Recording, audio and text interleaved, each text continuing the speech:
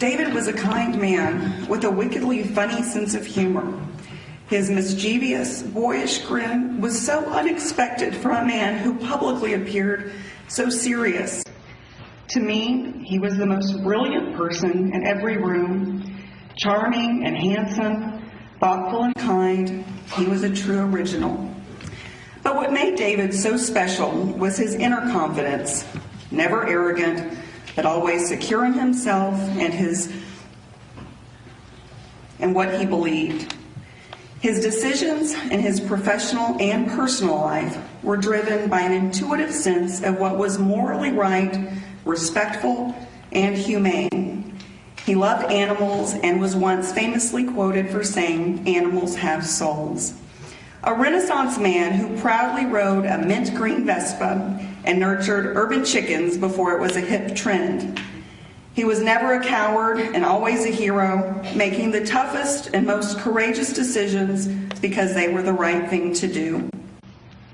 While David was very proud of his policing career, it did not solely define him. He loved running and hiking and reading and music. In retirement, he would tell people his job was making Sarah's life as easy as possible. And he did. We were thankful for every day that we had together, and we both recognized how truly lucky we were to have a once-in-a-lifetime love built on deep respect and mutual adoration and admiration.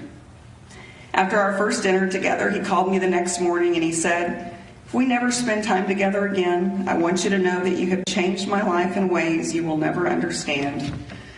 Well, my love, it is you who changed my life. I would not trade a single day.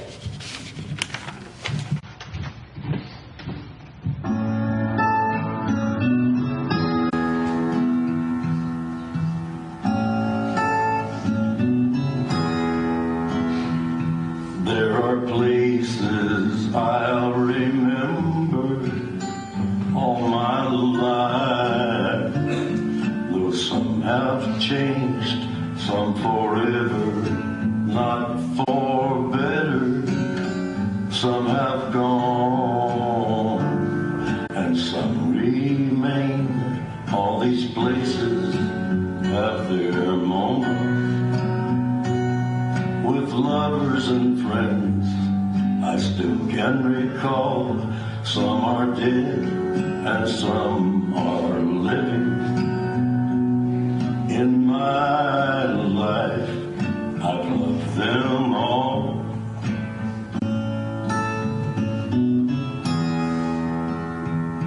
But of all these friends and lovers, there is no one compares with you, and these memories lose their meaning when I think of love as something new. Though I know I'll never lose affection for people and things that went before. I know I'll often stop and think about them. In my life, I love you more.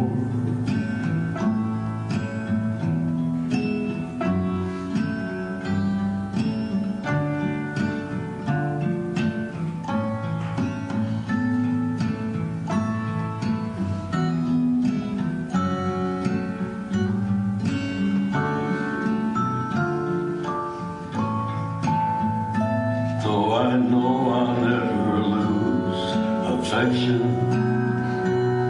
for people and things that went before. I know I'll often stop and think about them.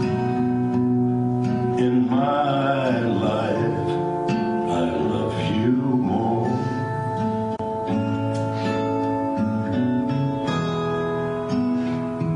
In my life, I love you more.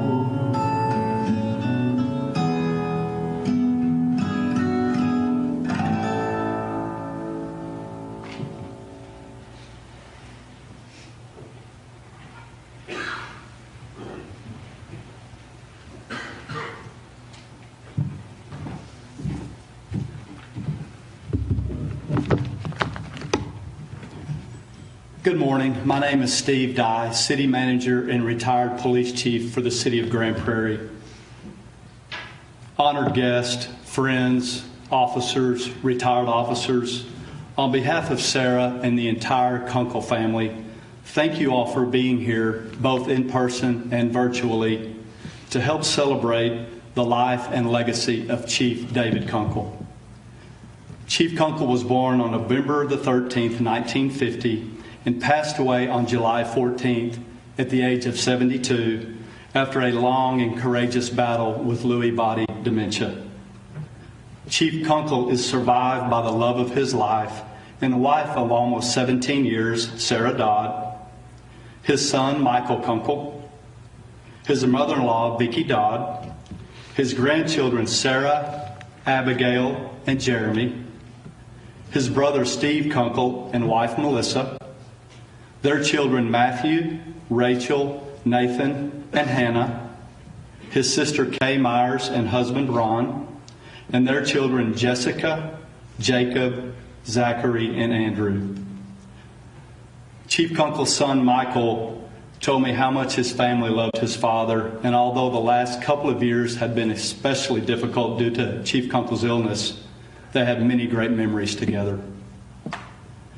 Sarah will forever be grateful for her mother, Vicki Dodd, for her loving care of David in his final years. They became great friends, and Vicki and David would share many regular adventures, including barbecue lunches and giving him his weekly manicures when David could no longer go to the nail salon. And yes, David Kunkle was a man who loved his weekly mani-pedi. And we all know Sarah was the love of David's life. At age 55, Chief Kunkle would ask his longtime friend, Chuck Wexler, "Chuck, have you ever been in love? For the first time in my life, I understand what that means." And you will observe today the police honors during our service are being provided by the Dallas, Arlington, and Grand Prairie Police Departments. This is significant because these are the three departments where David served as Chief of Police. And also because Chief Kunkle had a very special passion for his honor guard teams. In fact, he was directly responsible for forming the Arlington Police Honor Guard team that would go on to be one of the most respected honor guards in our nation. We appreciate these departments and honor guard members and their extraordinary efforts in helping us plan this remembrance and honor of their former chief. During Chief Kunkle's stellar and historic career in policing, he led and achieved many accomplishments. Some of those, including some you'll hear later this morning, include a dramatic reduction in police response times, improved response efforts involving mentally ill persons. He was presented the 2008 PRISM Mental Health Association of Greater Dallas Mental Health Advocate of the Year Award. He helped establish the Caruth Police Institute in Dallas.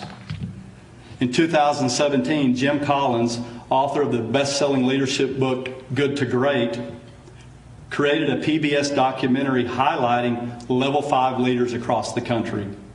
A large portion of that documentary focused on Chief Kunkle's leadership at the Dallas Police Department.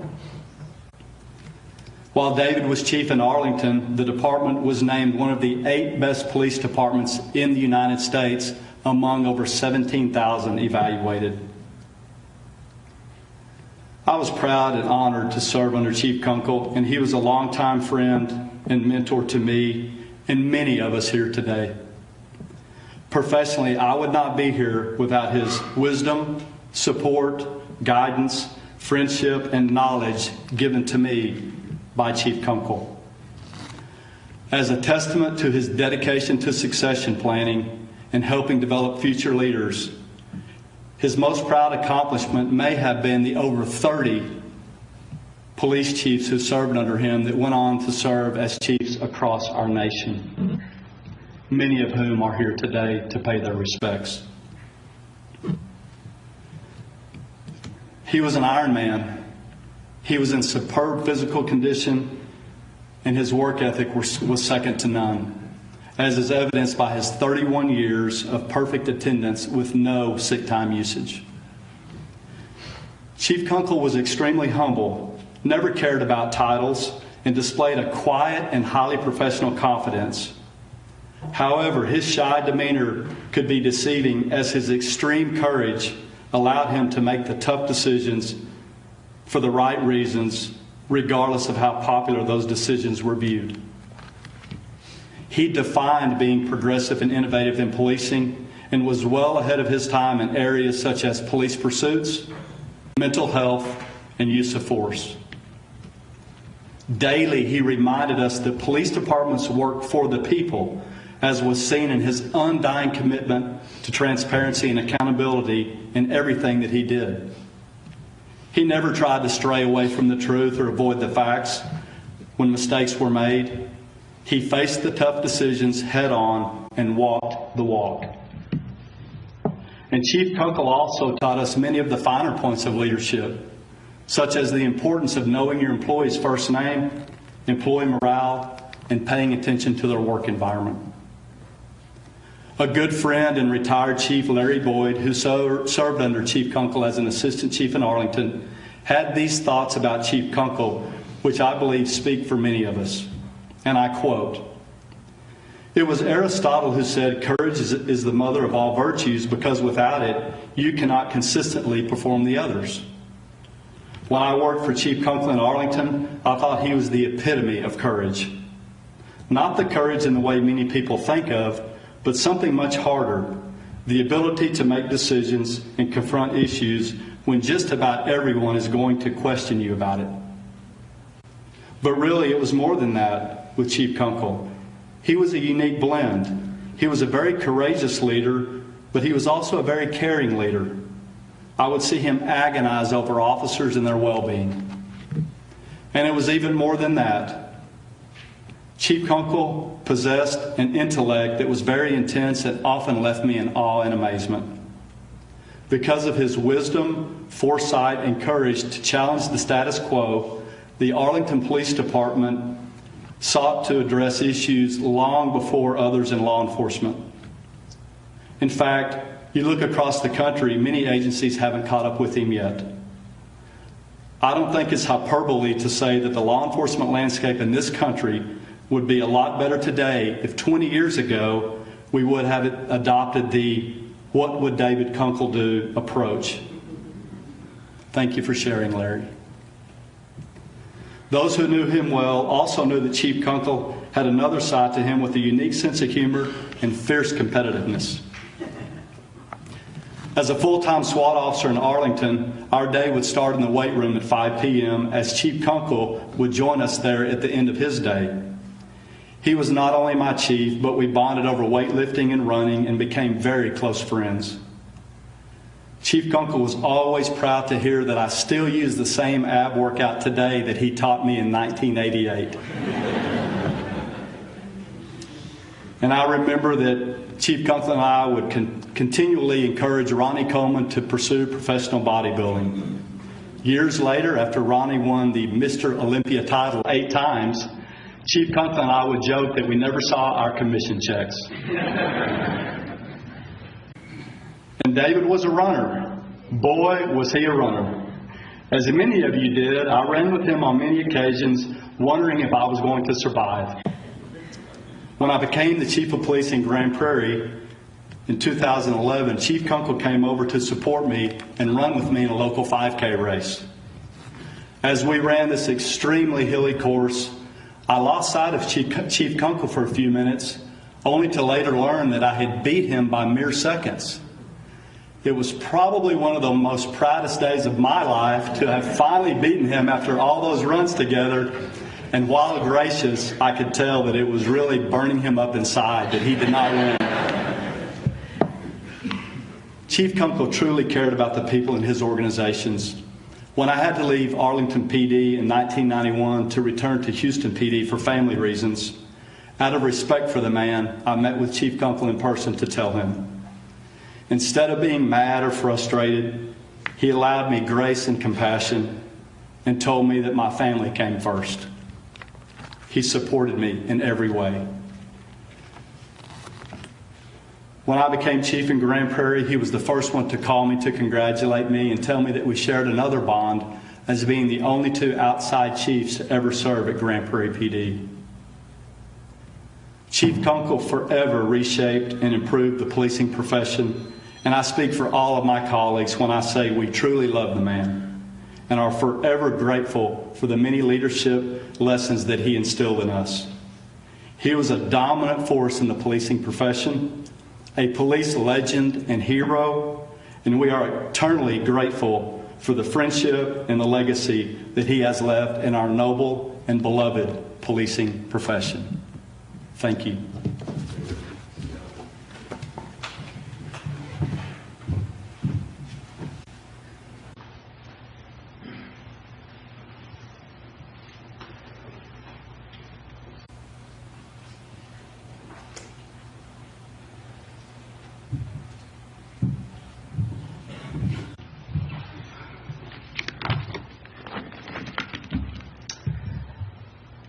You know you're at the funeral for a different sort of police chief when a journalist makes it onto the funeral program. But that was David Kunkle. For us, there was mutual respect. He was one of a kind, a man someone told me the other day was authentic down to his bones.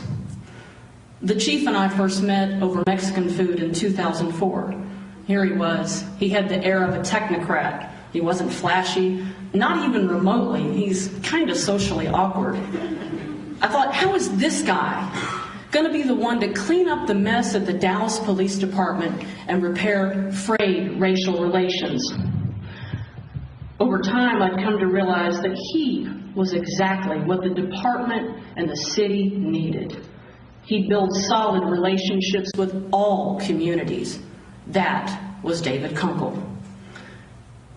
When he took over, the department's car fleet was in really bad shape. Instead of driving one of the best cars, he chose what arguably had to be one of the worst cars, an old Ford Fusion. And he drove that car for a long time. In his mind, the chief couldn't be driving around in a car that was better than what his detectives or patrol officers had. That was David Kunkle. Now, there were times, probably many times, that I definitely was not his favorite person. I could hear his teeth practically gritting as he said my name in that distinctive Kunkle way. But the thing was, he always took my calls. That was David Kunkle. He didn't hold grudges, and he did not retaliate. He'd tell us, you mess up, you fess up, you clean it up. A lot of chiefs I've known want to skip over the fess up part. Not David Kunkle. As my friend and one-time reporting partner Scott Goldstein told me in a text, it's funny how no controversy really went anywhere because he'd always just take the wind out of it. Scott and I talked about how Chief Kunkle would come out and say, yeah, well, we messed up. Here's what happened. Here's what I'm going to do to fix it. You got any questions? That was David Kunkle. I also recall Chief Kunkle repeatedly telling me that he wanted to leave on his own terms. He'd say being chief was akin to sitting on a three-legged stool. The legs of that stool were the community, city hall, and the rank and file. And he told me he wanted to leave before any of the legs on that stool broke. And that is exactly what he did when he retired in 2010, leaving the department light years ahead of where he found it. As I pondered what to say about David Kunkle, these words have rolled over and over through my head. If the measure of a leader is the legacy he leaves, then David Kunkle left a big one. I respected him as a chief, and after he retired, I was honored to call him a friend.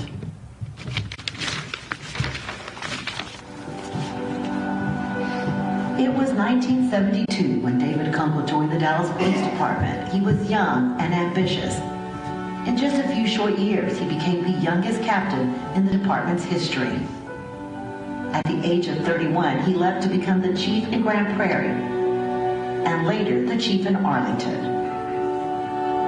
I, David M. Kunkle, do solemnly. In 2004, when the Dallas Police Department was in crisis, Kunkle came back. He was hired as a chief to reform DPD and rebuild trust that had been lost with the community. I'm here to do everything I can to improve the professional reputation of this department. We were in an era of turmoil. People did not trust us. The department was in the middle of a fake drug scandal where officers were caught planting fake drugs on people. There were some controversial deaths of minorities in police custody, and the violent crime rate was at an all-time high. He took us from one of the worst cities in crime, worst cities in police-community relations, and he put in an effort that was based on enforcement and prevention and community collaboration. One of the first things he did was ban the LBNR, also known as the chokehold, after a suspect died as a result. When he did that, it set off a firestorm. It was an uproar. Officers were upset and criticized the move. Kunkle, undeterred, brought in tasers for officers to use instead. The taser has resulted in fewer injuries to officers and fewer injuries to the suspect. He valued more than anything else the sanctity of life. And so that's what I think is what caused him to make the decisions that he made. He told the media he was troubled by the number of people and officers killed and injured in police chases. So in another controversial move, implemented one of the strictest chase policies in the nation, prohibiting officers from chasing people unless they were wanted for a violent felony. I don't know that we can calculate the progressiveness in his thinking. He stabilized the department at a point where we were at a low and implemented a number of things that carried us through. Kunkle also worked with the community to rebuild trust by buying more than 500 in-car dash cameras and laptop computers. That really brought in the squad car cameras, and I added that immediately.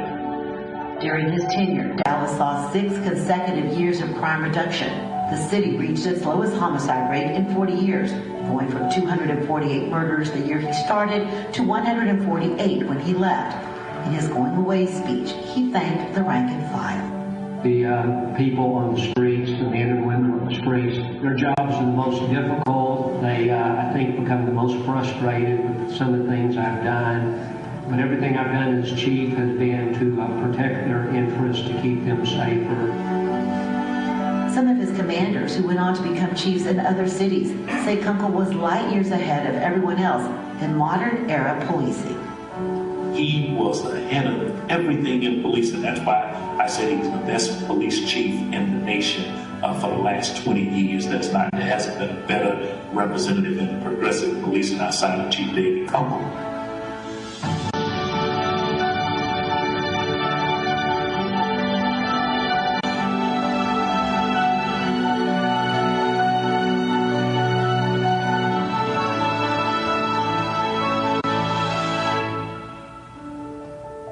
Would say while he loved policing, the love of his life was his wife, Sarah.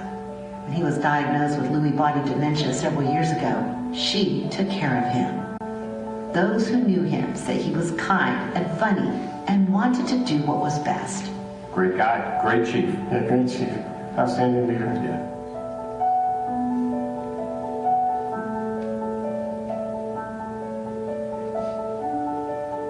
David Kunkle leaves behind a legacy that is woven into the fabric of the Dallas Police Department, the city, and in the hearts of those who loved and respected him.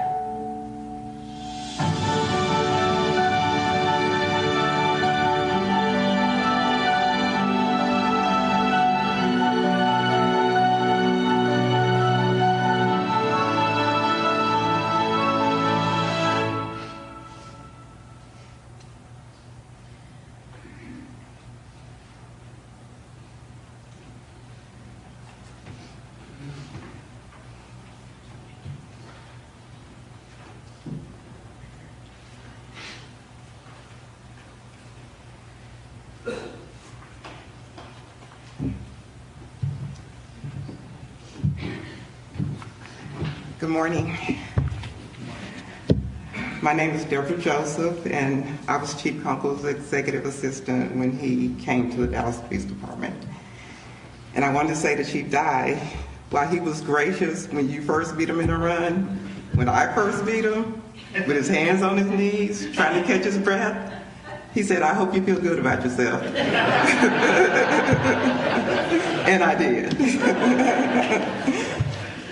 But he wasn't just my boss. He became my running partner, my lunch partner, my gym partner, and one of my best friends. So shortly after he came into my office, and he didn't want to talk about work or expectations or anything like that. He asked me if I could find him the running schedule for the Park Cities Running Club. So I did, and he came back, I gave it to him. He looked over it, he gave it back to me, and he said, I'll see you tomorrow morning at 6 a.m. for the run. And I said, I don't run with a group, I run by myself, I don't want to run with a group. So he looked at me and said, I'll see you at 6 a.m. for the run. and I was there, and as they say, the rest is history. So I was thinking about what I should say, and I decided that the best way for me to honor him was to talk about the thing that he loved talking about the most, and that was running. And so some fun facts about his running career, but he would love that I'm sharing with you, is that he started running in 1969. His first race was a 6-miler at Six Flags in '76. His first marathon was at White Rock Lake in 1979. He ran over 50 marathons. He ran Boston Marathon 3 times, and his PR, personal record, fastest marathon, was 2 hours and 40 minutes. And he was very proud of that. I know because he told me 1,000 times. But as much as he loved running and talking about running and reading about running, watching running, he joked that the worst place you could be at a party is stuck between 2 runners talking about running. So one of my fondest memories was that at the end of each run, he would say to me, "Good job, Deb." But if we both had a good run, he would say, "Good job, Deb. We were running like the wind." So in my mind, I imagine he's out there somewhere running like the wind forever. Against the wind. We were running against the wind. We were young and strong. We were running against the wind. I wasn't living to run and running to live. Never worried about pain or even how much I owed. Moving 8 miles a minute for months at a time. Breaking all the rules that were bent. I began to find myself searching for shelter again and again. Against the wind. Little something against the wind.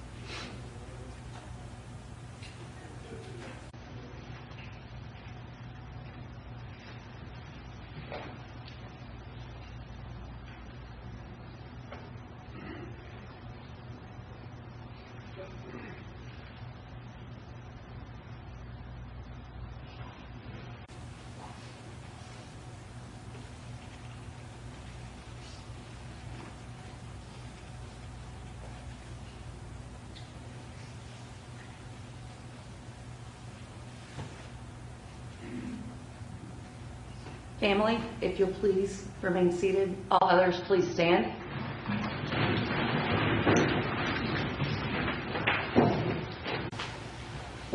All officers, attention. Present. Up.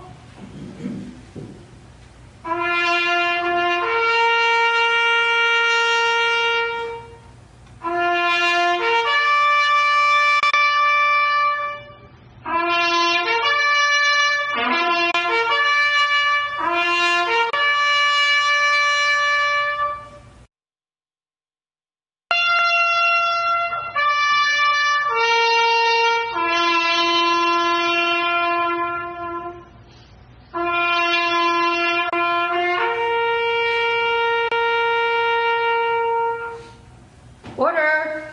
Oh.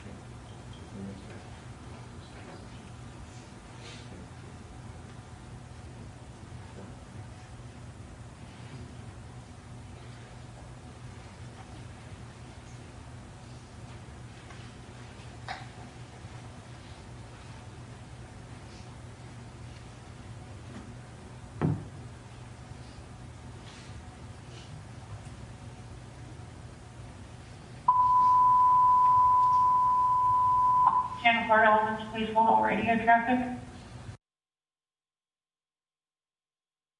531 to Charlie Hotel 1. Fox Charlie 1. Fox Charlie 1, go ahead. Please show Charlie Hotel 1 on the final double fix. Chief David Kunkle, Grand Prairie, from 1982 to 1985. Arlington Police Department 100, from 1985 to 1999. And Dallas Police Department Charlie Hotel 1, from 2004 to 2010, is on a final double six. Thank you for your more than 40 years of service. Rest easy, we have the watch from here.